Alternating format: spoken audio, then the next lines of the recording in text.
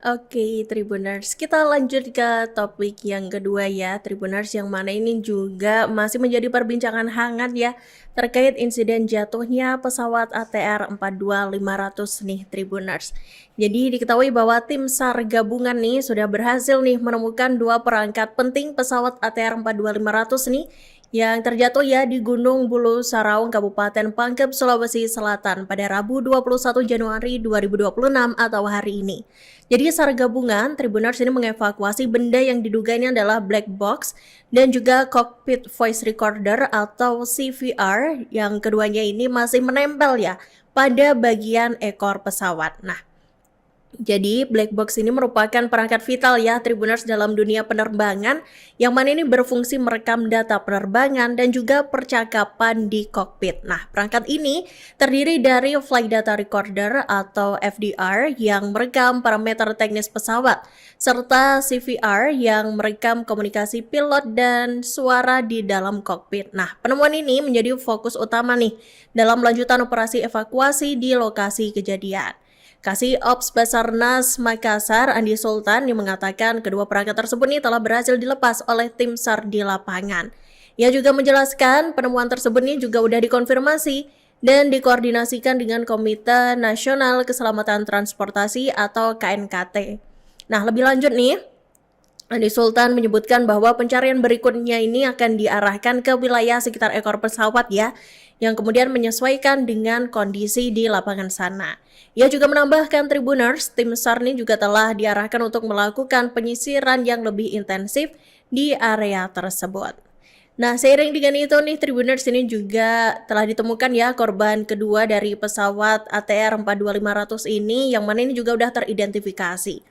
Jadi jenazah pramugari pesawat ATR 42500 Tribuners yakni Florencia Lolita Wibisono ini telah berhasil diidentifikasi. Jadi jenazah tersebut merupakan korban kedua dari pesawat ATR 42500 yang ditemukan oleh tim SAR gabungan di kedalaman 500 meter Gunung Bulu Saraung, Kabupaten Pangkep, Sulawesi Selatan. Nah, hal itu diungkap Kepala Bidang Kedokteran dan Kesehatan Polda Sulsel Kombes Pol Dr. Muhammad Haris Tribuners dalam konferensi pers di Bidokes Polda Sulsel pada hari ini Rabu 21 Januari 2026 pukul 11:30 waktu Indonesia Tengah. Dan ini disebutkan jenazah dengan nomor postmortem 62B.01 ini cocok dengan antemortem nomor AM004 teridentifikasi sebagai Florencia Lolita Wibisono.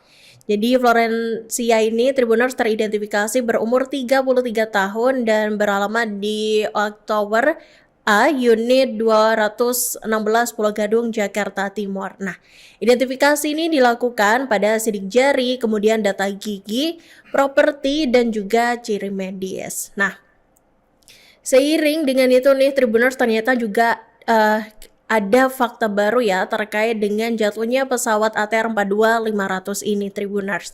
Jadi Direktur Utama Airnav Indonesia, Kapten Afirianto Suratno nih Tribuners mengungkap fakta baru nih soal pesawat ATR 42500. Jadi pesawat tersebut nih ya, kita ketahui bahwa ini jatuh di Gunung Bulu Saraung, perbatasan Kabupaten Pangkep dan Maros, Sulawesi Selatan Tribuners pada Sabtu 18 Januari 2026 lalu. Jadi Afirianto ini menekankan ya ternyata pihak Air Traffic Control atau ATC ya ini mengarahkan pesawat ATR 42500 ini buat mendarat ke runway 21 di Bandara Sultan Hasanuddin Maros Tribuners.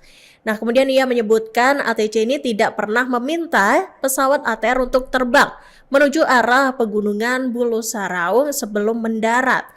Nah, sebagai informasi Tribuners, jalur pendaratan runway 21 ini berada di dekat area pegunungan memang.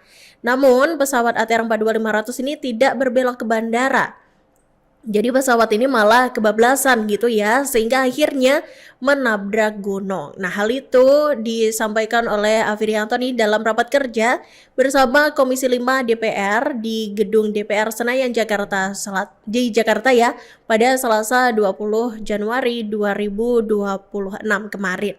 Nah, kemudian di sana dia juga menjelaskan bahwa pesawat yang hendak mendarat di Bandara Sultan Hasanuddin ini sudah sering nih melalui runway 21. Nah, jika mengikuti prosedur pendaratan nih Tribuners, pesawat ini nggak akan terbang sampai masuk ke area pegunungan Bulu Saraung. Nah, maka dari itu, Afirianto ini menyebutkan Komite Nasional Keselamatan Transportasi atau KNKT ya akan mencari tahu nih apakah letak kesalahannya berada di pesawatnya atau justru di pilotnya. Jadi ini masih menjadi tanda tanya juga ya, dan masih dicari-cari nih jawabannya gitu. Nah, selanjutnya Lazarus ini menyoroti kenapa pesawat ATR 42500 ini diarahkan mendarat lewat runway 21 bukan yang lainnya. Jadi menurut Afirianto nih, Tribuners, ATR 42500 ini sudah diarahkan ya untuk lewat runway tersebut karena kondisi angin. Nah, kalaupun mengubah runway pendaratan dari ATR 42500 nih, maka itu artinya bandara ini harus mengubah seluruh rencana nih Tribuners, di mana pasti masih ada pesawat yang ada di belakang mereka. Nah, sementara itu terkait cuaca buruk di area Bandara Sultan Hasanuddin ketika ATR 42500 hendak mendarat nih, Lazarus juga heran nih kenapa ATC ini kemudian tidak memerintahkan pesawat tersebut berputar-putar di laut dulu aja baru mendarat. Nah, jadi ini juga masih ada banyak tanda tanya ya Tribuners terkait dengan insiden jatuhnya pesawat ATR 42500. Tapi kita juga berharap agar korban-korban segera ditemukan gitu ya, dan menemukan titik terang nih terkait penyebab jatuhnya pesawat tersebut.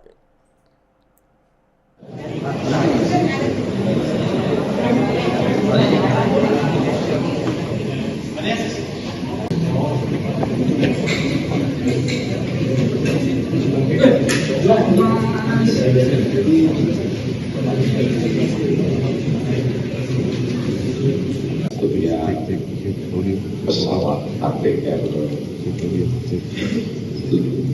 42500 yang berapa pada tanggal 17 kemarin.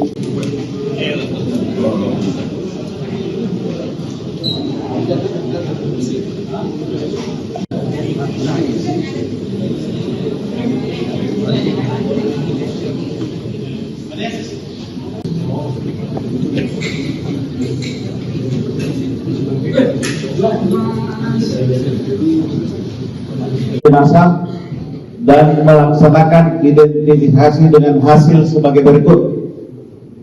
Jenazah dengan nomor postmortem 62B.01 cocok dengan antemortem nomor AM004 teridentifikasi sebagai Florencia Lolita Wibisono, jenis kelamin perempuan, umur 33 tahun, dengan alamat apartemen Tower A, unit 216, Pulau Gadung, Jakarta Timur, melalui sidik jari, data gigi, properti, dan ciri medis. Demikian hasil kegiatan yang dapat kami sampaikan. Terima kasih. Wabillahi taufiq wal hidayah. Assalamualaikum warahmatullahi wabarakatuh. Om Santi Nasa, dan melaksanakan identifikasi dengan hasil sebagai berikut. Download Tribun X sekarang, menghadirkan lokal menjadi Indonesia.